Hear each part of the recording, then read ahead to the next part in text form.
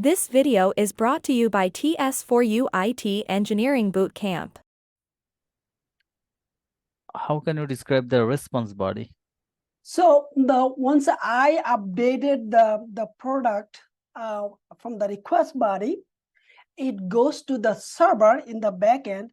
If the information is correct, what I send, I will be receiving a response from the server with a specific HTTP code, such as 200 series means the product update is done.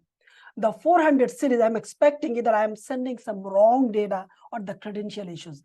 If 500 series I'm getting from the HTTP response body, means the service is down or server has some issues. So this way actually, so response coming from the server, request going from the client, which is either from the Postman or any RESTful testing tool, or from the mobile app, or from the website.